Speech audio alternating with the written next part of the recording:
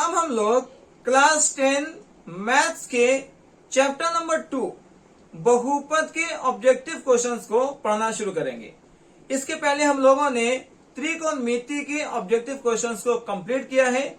आज से बहुपद के ऑब्जेक्टिव क्वेश्चन को स्टार्ट करेंगे। क्वेश्चन नंबर 1 में हम लोग दिया हुआ है कि द्विघात बहुपदों के शून्यकों की संख्या होती है। आपको पूछता है कि कोई बहुपद द्विघात हो तो उसमें कितने शून्यक होते हैं। तो याद रखिए, द्विघात बहुपद में 2 शून्यक होता है। घात के अकॉर्डिंग 3 तरह के बहुपद होते हैं। एक रैखिक जिसका घात 1 हो, द्विघात जिसका घात 2 हो और त्रिघात जिसका घात 3 हो। तो रैखिक बहुपद का घात 1 है, इसलिए शून्यक 1 हो जाएगा। द्विघात बहुपद का घात 2 है तो शून्यक 2 हो जाएगा। और त्रिघात बहुपद का घात 3 होता है, इसलिए त्रिघात के शून्यक भी 3 होते हैं। तो इस बात को हम लोग यहाँ पर लिख लेते हैं। आपको क्वेश्चन में द्विघात बहुपद पूछा है, तो द्विघात बहुपद के शून्यक जो होते हैं वो 2 होते हैं। इस तरीके से आप जो है फर्स्ट वाले क्वेश्चन में आप इसका आंसर 2 टिक कर सकते हैं। बट इसको जो है अच्छे से नोट कर लें कि अगर कोई बहुपद रैखिक है, अगर कोई बहुपद रैखिक है तो उसका घात जो है 1 होता है और उसका शून्यक भी 1 होता है। जितना घात होता है उतना ही शून्यक भी होता है, तो उसका शून्यक भी 1 हो जाएगा। अगर कोई बहुपद द्विघात है, कोई द्विघातीय बहुपद है, तो इसका घात 2 होगा और इसका शून्यक भी 2 होता है। इसी तरीके से अगर कोई बहुपद त्रिघात है, त्रिघात बहुपद अगर है तो उसमें घात 3 होते हैं और शून्यक भी 3 होते हैं। इस चीज को आप जो है अच्छे से अगर याद कर लेंगे तो इस तरह से कोई भी क्वेश्चन अगर पूछता है शून्यक कितना होगा या घात कितना होगा, आप आसानी से बता सकते हैं। कोई अगर रैखिक बहुपद है तो उसका घात 1 होता है, शून्यक 1 हो जाएगा। कोई द्विघात बहुपद है तो घात 2 होता है, शून्यक 2 हो जाएगा। कोई त्रिघात बहुपद है तो उसके घात 3 होते हैं और शून्यक 3 हो जाएंगे। तो आपको क्वेश्चन में द्विघात बहुपद पूछा है। क्या पूछा है? द्विघात बहुपद के शून्यक पूछा है। तो द्विघात बहुपद के शून्यक जो है आपको 2 हो जाएंगे। इस तरीके से हम लोगों ने क्वेश्चन नंबर 1 को समझा। सेकेंड में क्वेश्चन में कहता है कि एक द्विघात बहुपद जो है दिया हुआ x² - 2x + 5 और इसके शून्यक अल्फा और बीटा दिया गया है। तो आपको बताना है कि अल्फा इंटू बीटा क्या होगा। देखिए, इसको जो है आप पहले समझ लें। ये जो आपको बहुपद है दिया है px = x² -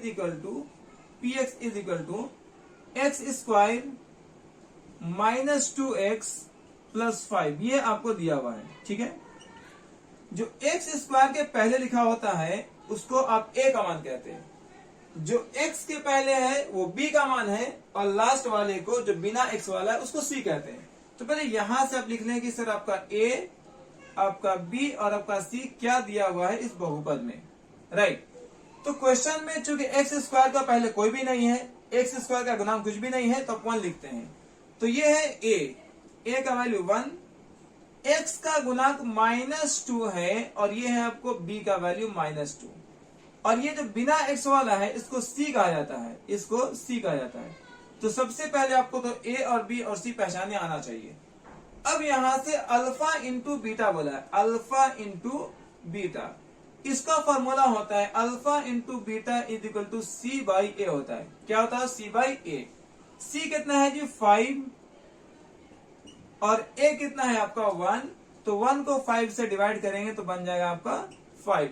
इस तरीके से जो है आपका ऑप्शन नंबर ए सही है। ये तो हुआ। अब बिल्कुल कॉन्सेप्ट के साथ आप समझ सकते हैं कि सर कैसे मैथ्स को वहां पर बनाना है बिना गलती किए। लेकिन जो थोड़ा सा प्रैक्टिस कर चुके हैं, जिसको थोड़ा सा कॉन्सेप्ट क्लियर है, वो डायरेक्टली भी बना सकते हैं। कैसे बनाएंगे इसको समझाते हैं आपको यहाँ पर। देखिए, अगर आपको अल्फा प्लस बीटा पूछा है और अल्फा इंटू बीटा पूछा है तो कैसे बनाएंगे? देखिए, अल्फा प्लस बीटा -b/a होता है, तो माइनस कर लीजिए।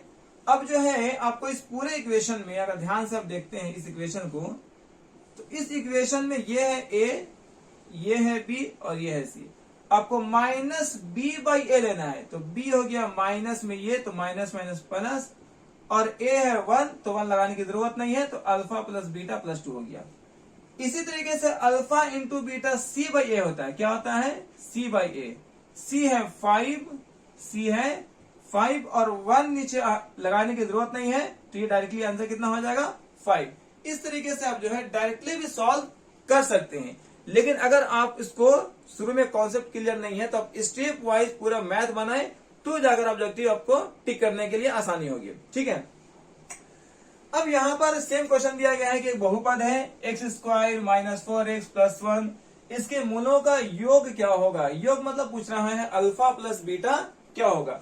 तो सबसे पहले हम लोग स्टेप वाइज पूरा बनाते हैं, फिर शॉर्ट में भी आपको समझा दिया जाएगा। देखिए, बहुपद दिया है x square minus 4x plus 1 दिया हुआ है। आपको इसमें ए, बी और सी पता करना है। आपको पता है कि सर एक्स स्क्वायर के पहले अगर कोई संख्या है तो उसको ए कहते हैं, कुछ भी नहीं है तो यहाँ पर 1 लिखा जाएगा। उसी तरीके से एक्स का जो गुणांक है -4, ये हो जाएगा बी का वैल्यू, और लास्ट में बिना एक्स वाला हो जाएगा सी का वैल्यू। ठीक है जी। आपसे क्या पूछा है? योग पूछा है, शून्यांकों का योग। शून्यांकों का योग कहते हैं अल्फा प्लस बीटा को, जो वैल्यू होता है alpha plus beta is equal to minus b by a होता है। राइट। माइनस का माइनस लिखेंगे, और b -4 है तो माइनस माइनस प्लस 4, और a है 1, तो आप जानते हैं 1 से 4 को भाग करेंगे तो 4 आ जाएगा। तो इस तरीके से आप पहले पूरे अच्छे तरीके से सॉल्व करके आप जो है अपना आंसर टिक कर सकते हैं। जो स्टूडेंट थोड़ा सा प्रैक्टिस पहले कर चुके हैं, जिसको बहुपद पे अच्छा सा कंट्रोल हो गया है, वो डायरेक्टली करेंगे सर अल्फा प्लस बीटा जो है, अल्फा प्लस बीटा वो माइनस बी बाई ए लेना है, माइनस बी बाई ए। तो x वाला जो है वो b कहते हैं, x वाले को b कहते हैं, तो माइनस बी हो जाएगा जो है आपको -4, और a है आपका 1। a देखिए यहाँ पर 1 है तो नीचे 1 लगाने की जरूरत होती नहीं है, तो माइनस माइनस प्लस 4 डायरेक्टली आप जो है इसको टिक कर सकते हैं। इसका आंसर 4 हो जाएगा। जिसको प्रैक्टिस अच्छी हो गई है वो डायरेक्टली सॉल्व करेंगे, और जिसका प्रैक्टिस थोड़ा सही नहीं है, मैथ्स में थोड़ा सा कंफ्यूजन है, आप एक एक स्टेप बना करके आप सॉल्व करेंगे। अब आ रहा है, पूछा आपसे कि सर त्रिघात बहुपद कोई है, कैसा बहुपद है? त्रिघात बहुपद है, उसका व्यापक रूप कैसा होता है? देखिए, फर्स्ट में जो आपको दिया है ना, ये एक्चुअल में द्विघात बहुपद होता है। ये द्विघात का व्यापक रूप है, जिसका पावर 2 हो, घात 2 हो, इसको द्विघात कहेंगे। यहां पर पावर 4 है, तो ना तो ये रैखिक है, ना द्विघात है, ना त्रिघात है, ये केवल जो है बहुपद है। क्या है? ये केवल बहुपद है। यहां देखेंगे तो इसका पावर जो है मैक्सिमम पावर, देखिए बाबू 3 है। आपका पावर यहां देखना होता है x पर 3, x पर 2, x पर कुछ नहीं है। मैक्सिमम पावर क्या है? 3। तो जिसका मैक्सिमम पावर 3 हो, बड़ा से बड़ा जो है घात हो, उसी को हम लोग घात कहते हैं। तो इसका घात क्या हो गया बाबू? इसका घात 3 है। तो यही आपसे पूछा था कि त्रिघात बहुपद का व्यापक रूप क्या है, तो ऑप्शन नंबर सी सही है। ये कौन सा बहुपद है? तो इसको देखिए दोनों को, पावर 2 है, तो इसको इस तरह लिखेंगे, एक्स स्क्वायर यहां से कॉमन कर लेंगे, तो बचेगा a प्लस बी, बचेगा a प्लस बी प्लस सी। तो ये एक्चुअल में द्विघात का एग्जांपल है। किसका एग्जांपल है? द्विघात का। आपको इतना ज्यादा जो है क्वेश्चन को बनाने टाइम सॉल्व करने की जरूरत नहीं है। आपको यहाँ पर सारे कॉन्सेप्ट क्लियर कराए जा रहे हैं, ताकि जब कॉन्सेप्ट क्लियर रहेगा तो आप आसानी से वहां पर क्वेश्चन को टिक कर सकते हैं। जिसका पावर 2 होगा द्विघात कहा जाएगा, जिसका पावर 3 से ज्यादा है वो नॉर्मल द्विघात, वो नॉर्मल जो है बहुपद है, नॉर्मल बहुपद है। पावर 3 है तो त्रिघात हो जाएगा, और पावर 2 है तो द्विघात हो जाएगा। आपको किसका व्यापक रूप पूछा था? त्रिघात का। तो इसका आंसर ऑप्शन नंबर सी सही है। तो उम्मीद करते हैं कि आपको 4 क्वेश्चन जो है अच्छे समझ में आ गया होगा। आप इसको स्क्रीनशॉट कर लीजिए, फिर हम नेक्स्ट क्वेश्चन को पढ़ेंगे। क्वेश्चन नंबर 5 में पूछा है कि द्विघात बहुपद एक्स स्क्वायर माइनस 3 के शून्य क्या होंगे। आपको इसका शून्यक बताना है कि एक बहुपद का शून्यक क्या है। बहुपद दिया हुआ एक्स स्क्वायर माइनस 3, तो आप लिखेंगे x square minus 3 is equal to, आप 0 करिए। ठीक है। यहां से क्या करना है कि एक्स स्क्वायर को जब बराबर करेंगे तो -3 बराबर के बाद आकर के +3 बन जाएगा। ठीक है, और जब आप x से स्क्वायर को हटाएंगे तो स्क्वायर यहां बन जाएगा रूट में, इसका क्या आ जाएगा रूट में। ठीक है, आपको इक्वेशन दिया था x² -3, ठीक है, बहुपद क्या है x² -3 बराबर 0। x² को बराबर करेंगे तो -3 बाहर जाकर के +3 बन जाएगा और स्क्वायर को हटाएंगे तो रूट बन जाएगा। अब आपको पता है रूट प्लस में भी होता है और माइनस में भी होता है, इसका मतलब है x का मान एक बार +√3 लिया जाएगा और एक बार आपको -√3 लिया जाएगा, और यही है इसका शून्यक, जो ऑप्शन नंबर बी जो है आपका करेक्ट ऑप्शन है। अब आते हैं हम लोग क्वेश्चन नंबर 6 पे। कहता है कौन बहुपद नहीं है। आपको यहाँ पर कुछ जो है बहुपद दिए गए हैं, बताने कौन बहुपद है कौन बहुपद नहीं है। देखिए, बहुपद नहीं होने के लिए आपको क्या चेक करना है। आप सबसे पहले कोई चर लेंगे x, y, z, जो यहाँ चर दिया हुआ है, और चर पर क्या चेक करना है। जैसे मान लिया जाए इसमें y दिया हुआ है, एक एग्जांपल देते हैं y, तो y का आपको घात चेक करना है। y का घात निगेटिव में नहीं होना चाहिए, जो y पर पावर होगा वो निगेटिव में नहीं होना चाहिए। y पर पावर जो है बटा में नहीं होना चाहिए, y पर पावर बटा में नहीं होना चाहिए।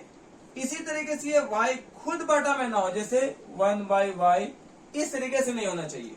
तो कोई भी चर को चेक करना है कि चर पर घात जो है माइनस में ना हो, किसी भी चर का घात माइनस में ना हो, चर का घात बटा में ना हो, 2/3, 3/4, 5/6 ऐसा ना हो, और खुद चर जो है बटा के बाद ना हो, बटा में ना हो। ठीक है, ये 3 चीजें आपको चेक करनी है।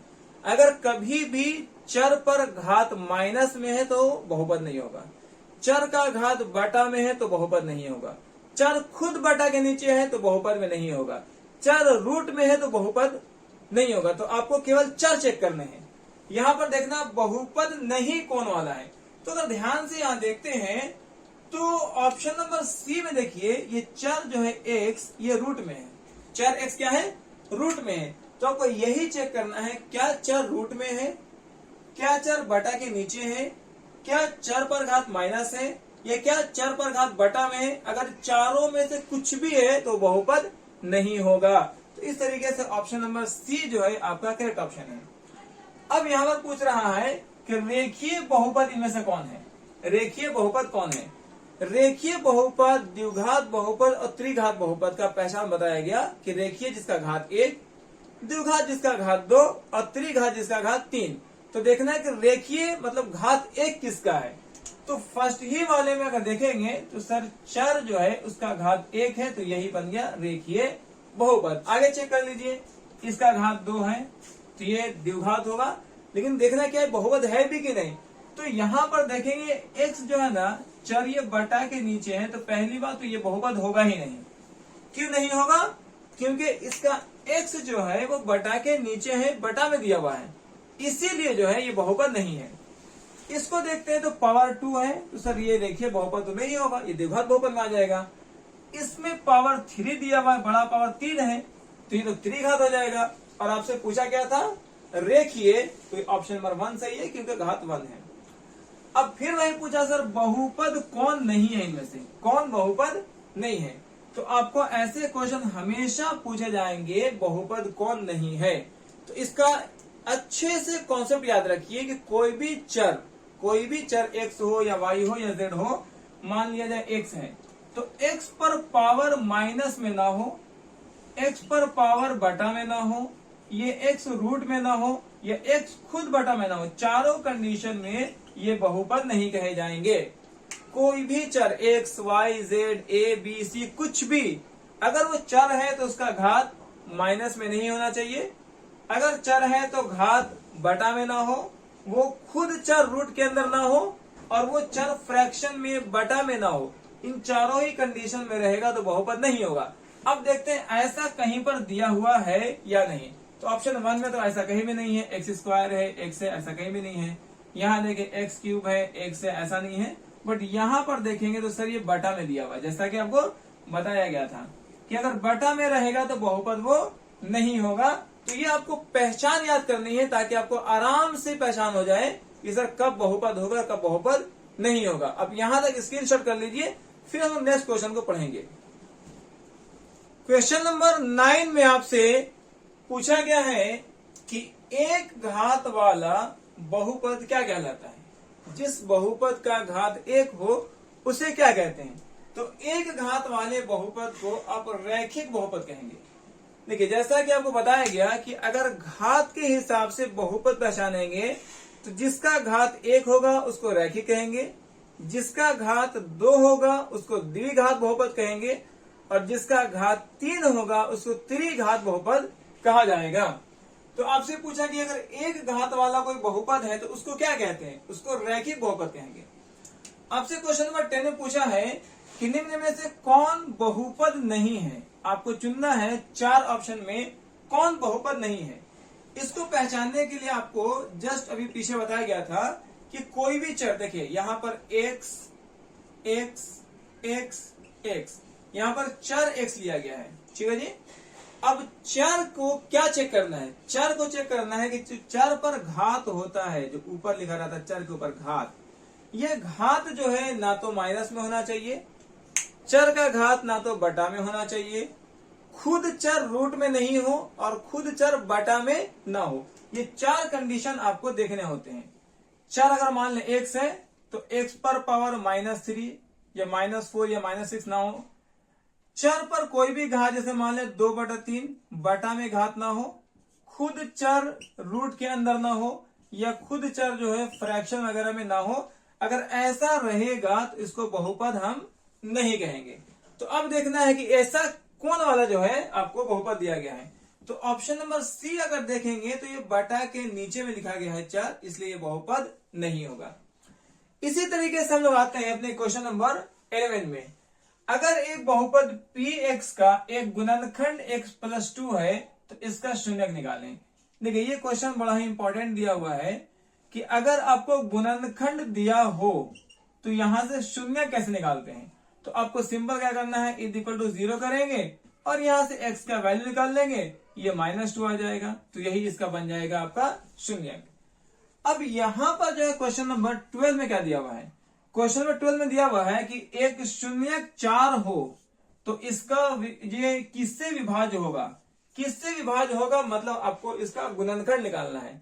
तो 2 तरह के क्वेश्चन पूछे जा सकते हैं, या तो आपको गुणनखंड दे करके उससे शून्यक निकालने बोलेगा, या तो शून्यक दे करके गुणनखंड निकालने बोलेगा। तो जैसा कि यहां बताया गया कि अगर गुणनखंड दिया हो तो उसका शून्यक निकालने के लिए =0 करके और x का मान निकाल लेंगे, आपको शून्यक आ जाएगा। इसका उल्टा, अगर आपको गुणनखंड दिया हो, इससे आपको शून्यक दिया हो, इससे गुणनखंड निकालना हो, तो सिंपल क्या करेंगे, कितना दिया है जी 4, तो 4 लिखिए। इसका साइन को अपोजिट करिए, ये +4 है तो माइनस लगाइए, और चर क्या है, सब में x ऑप्शन दिया है तो आप x लगा दीजिए, ये बन जाएगा आपको इसका गुणनखंड। इस तरीके से क्वेश्चन नंबर 12 तक हम लोग पढ़ चुके हैं।